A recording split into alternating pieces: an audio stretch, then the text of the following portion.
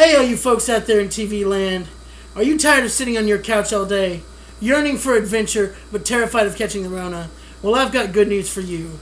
You don't have to go outside to have an amazing adventure anymore.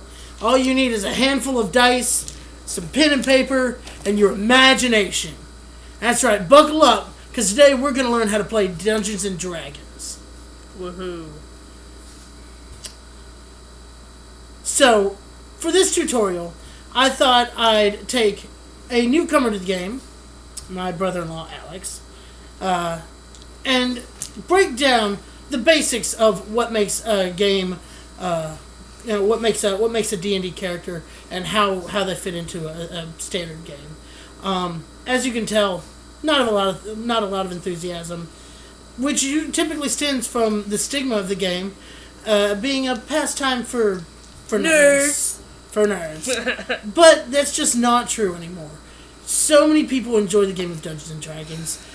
Since its 5th edition came out in 2013, it has exploded in popularity, partially due to this edition's streamlined mechanic system and ease of access, but also partially due to the number of podcasts featuring famous voice actors and celebrities playing Dungeons and Dragons.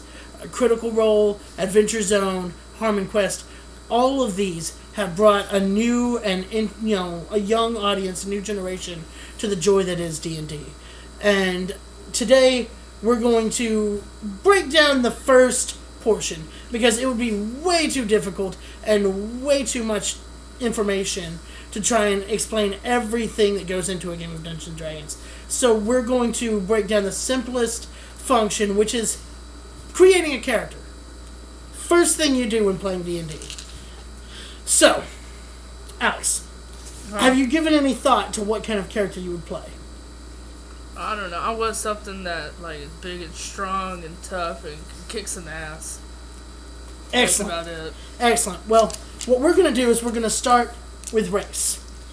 Race means something a little bit different in Dungeons and Dragons. Rather than simply African American or Caucasian, race refers more similarly to species. So you have your standard fare fantasy races such as dwarves, elves, halflings, humans, but you also have the more exotic races such as cunning gnomes, fierce half-orcs, and proud dragonborn. Dragonborn are something like half-dragons, and descended from the noble creatures, a second evolutionary line, if you will. I like the dragon ones. Yeah, alright, sounds good. Well, if you will, go ahead and mark down Dragonborn on your makeshift character sheet there. Okay. Alright. What that means, it means just a few things. You get +2 to strength. Okay. And you get a +1 to charisma. You also have, you can speak Draconic, the language of dragons. Draconic. And you also get to pick a Draconic ancestry. You pick from any of these, and that determines what sort of dragons you are descended from. I want gold. Alright, so you are a gold dragonborn, which means because gold dragons breathe fire, you have resistance to fire damage, so any fire damage you take is cut in half. And you can also breathe fire once per day. Okay. Very useful for a tough fighter. I believe that's what you said, which brings us kind of seamlessly into our next item, class. Class is the basic function of what your character can do in the game. You can be a tough and hardy fighter, a cunning magic user, a sneaky rogue, or any combination, really. Multi-classing, taking levels in more than one class is optional, and there are all kinds of classes in between that blend functions. So, what did you have in mind? I was wanting to do the fighter one. Okay. Again, I just want to kick some ass. That sounds like a plan. Fighters are good all-around warriors. They're very utilitarian. They're pretty much good at anything and everything. Okay. So as a fighter, you have D10 of hit dice, and plus your Constitution modifier. We'll get to that in a moment. You are proficient with all armor and weapons, strength and Constitution saving throws, and a couple of skills. So go ahead and pick a couple of skills from this list. I can take 2. Yeah. We'll do athletics, and then intimidation, I guess. Excellent, excellent. Good for a brute. All right. That brings us to our next order of business. Rolling for stats. Woo, we about to gamble up in here. Now, ability scores are interesting. There are 6 in Dungeons and Dragons, and most role-playing games tend to use your standard ability scores. It can vary a little bit depending on which game you use. So what we're going to do here today, you're going to take, you've rolled 4 6-sided die, just standard die, what we call D6s, and you're going to take the 3 highest rolls, and you're going to add them together. That sum is going to be one of your scores. Your abilities are strength, dexterity, constitution, intelligence, wisdom, and charisma. So I gotta do this pretty 6 straightforward. times? Yeah. Go ahead and do that 6 times. Record the results, the 3 highest rolls. While Alex is doing that, we'll take another look at some of the other dice used in the game. You have your standard 6-sided. We have a 4-sided. Very sharp, not pleasant to step on. We have an 8-sided. We have the 10-sided. The 12-sided, not used a lot, kind of gets thrown to the side. And then the all-important D20, 20-sided icosahedral die. This decides everything in the game. Any skill check, any time you want to try and use a skill you have, or attack someone, or dodge something, any of it, all depends on this baby. All you do is roll it, add any appropriate modifiers that you may have, and compare it to a score set by the dungeon master, the referee of the game, the narrator, MC, however you want to look at it. And that's, whether if you meet or beat that score he has set, then you have passed. So, what have you ended up with? I got 10, 14, 11, 10, 15, and 16. Okay, not bad, not bad. In fact, some of these are pretty good. So, let's have a look. You've got a 16, and you said you wanted to be a fighter, yeah? Are you thinking tough, strong fighter, or more of a nimble, quick jab fighter, or even a long-range fighter, shooting bow and arrow? No, I want to be beefcake. All right.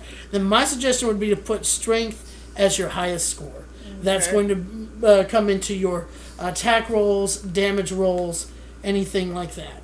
Okay. Another important score is Constitution. It's going to determine how many hit points you have and how well you can shrug off things like poison, disease, sleep deprivation, drunkenness. You want to chug an ale. That's your go-to. All right. Constitution is a 14. That's not bad. For the rest of them, determine what kind of character you'd like to build. Do you want somebody who's pretty light on their feet and can beef up their their ability to dodge attacks, or do you want somebody who's fairly smart and good at leading, or somebody who is good at picking things out? This is these are all good questions to ask. I'm just gonna be a dumbass. I forgot what the other two are. All right, you've got wisdom and intelligence as 10s, which is not bad. 10 is your basic human average. A regular commoner pretty much has 10s across the board, so you're no stupider than anybody else, which is good. Then you also have dexterity and charisma. Dexterity is going to be your ability to dodge and hide and sneak around. Charisma is going to be your ability to influence people through deception or persuasion or intimidation.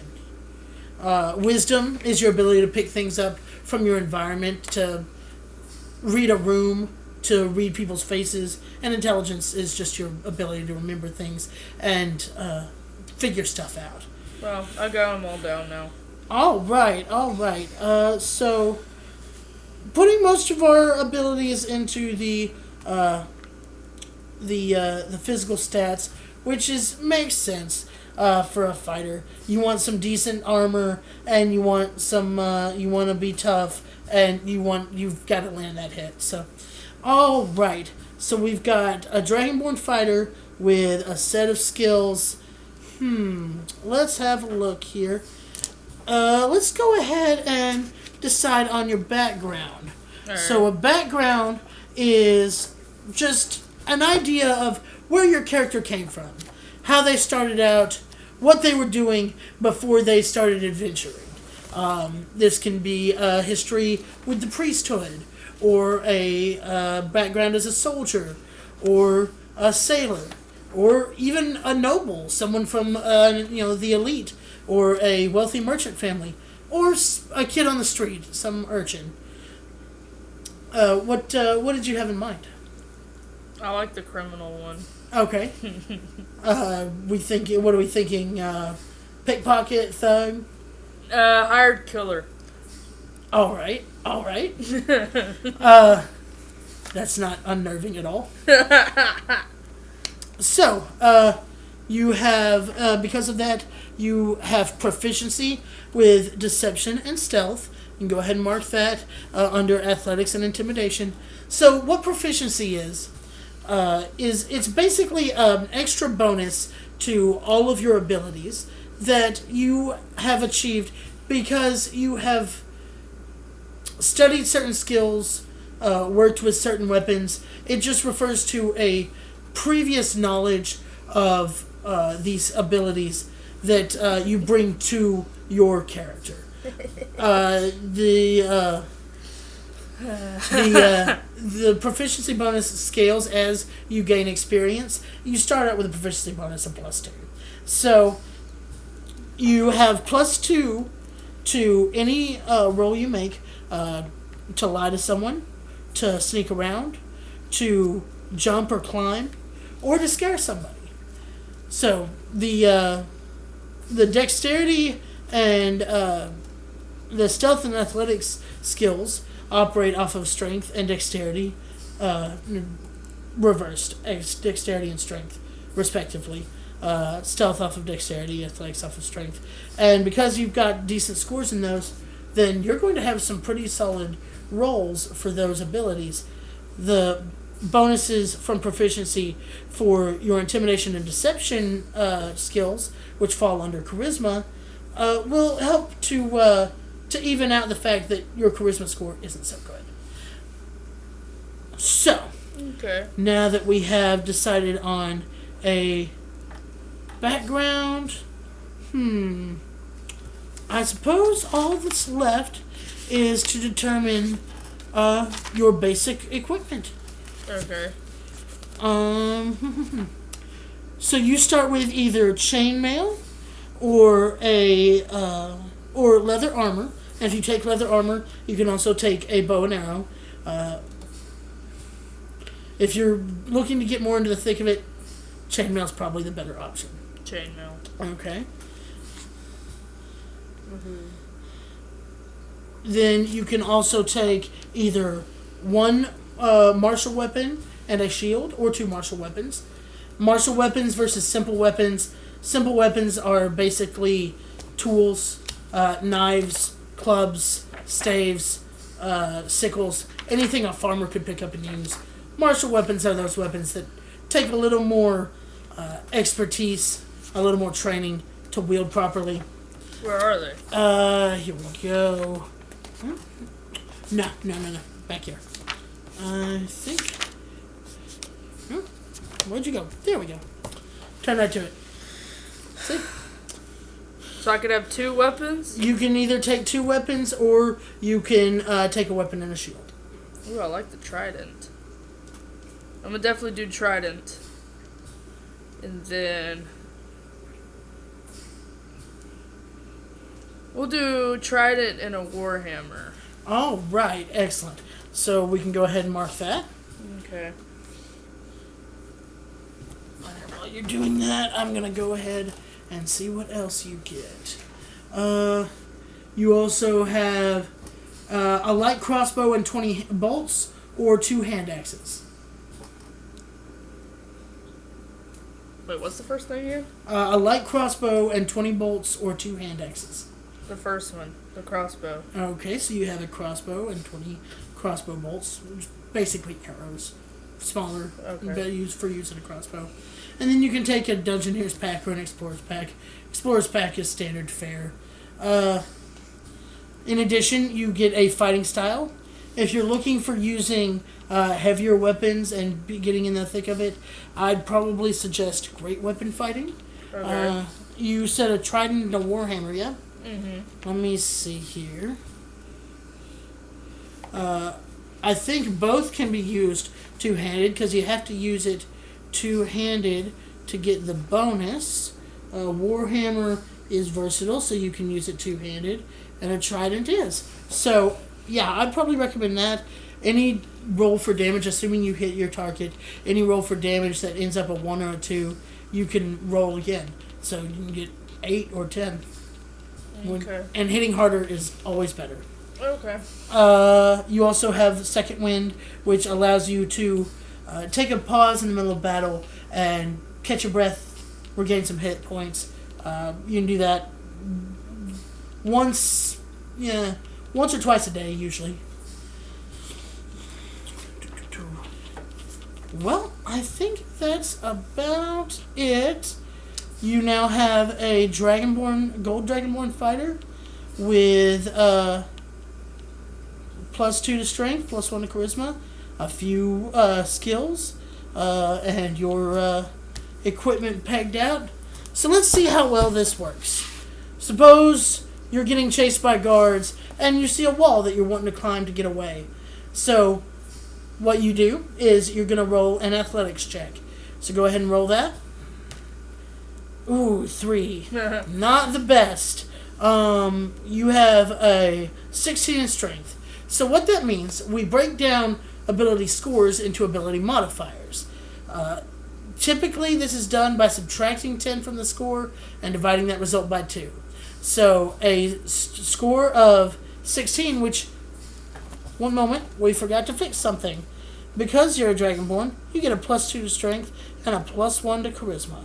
So this is actually an 18, and this is actually a 12. So doing pretty good there. So strength, which is an 18, breaks down to 4. A modifier of 4. Dexterity, 15, breaks down to 2.5, but we always round down in D&D, so a 2.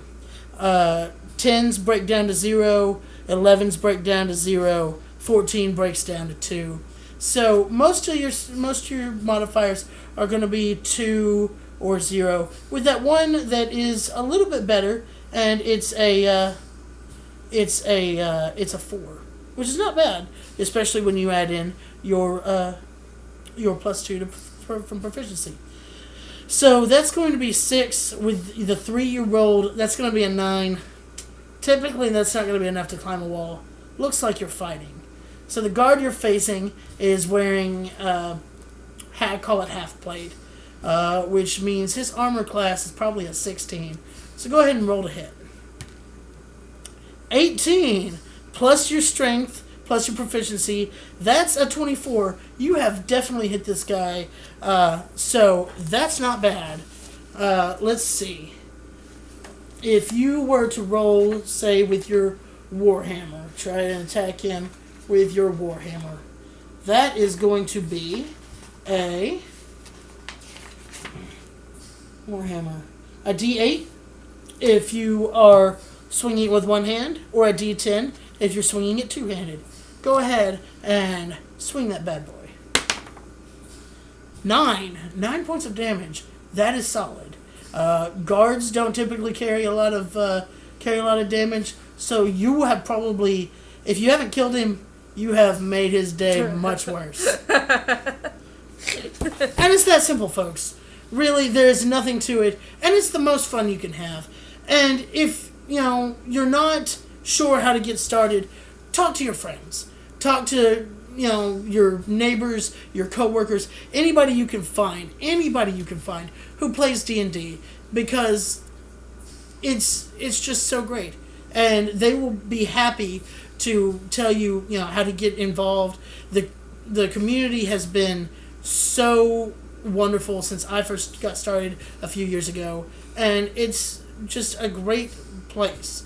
You'll never believe how much fun you can have making things up, spending time with friends, and even if you just sit around and kind of make jokes for 4 hours straight and don't really accomplish anything, that's fun too. It's fun to get together and build something and just kind of roll with it. And that's really all we're doing. We're just rolling with it. Ha, ha, ha. And so what you really got to do is just get out there and do it. Get to it. So you've built your character. What are you going to do? I'm going to go to bed. Yeah, typical. But if you're interested, I recommend checking it out, because you can't go wrong.